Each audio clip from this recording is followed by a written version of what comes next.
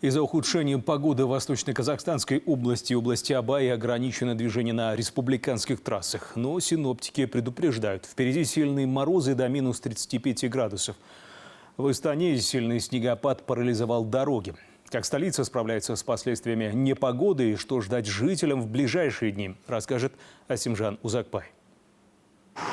Обильный снегопад и сильный ветер не только осложнили передвижение пешеходов, но и стали причиной серьезных заторов на дорогах. На многих улицах столицы образовались пробки, и автомобили движутся с минимальной скоростью. Тем временем коммунальные службы Астаны работают круглосуточно. Только за минувшую ночь было вывезено более 24 тысяч кубометров снега.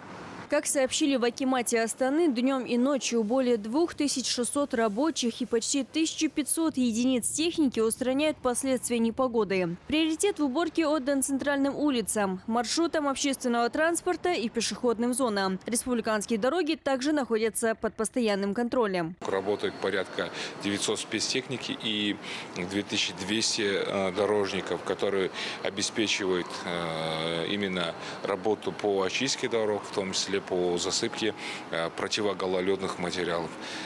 Круглосуточно дорожники проводят работу, мониторят состояние погоды. Мы заранее информируем всех пользователей дорог, когда, например, открываем, либо когда закрываем дороги. Дорожные службы настоятельно рекомендуют учитывать погодные условия перед выездом. В МЧС отметили, только с начала года из снежного плена удалось спасти свыше 250 человек, в том числе около 30 детей. Приказом МЧС утверждена группировка сил и средств с численностью более 37 тысяч человек и 13 тысяч единиц техники. На базе командного центра министерства функционирует республиканский оперативный штаб в круглосуточном режиме.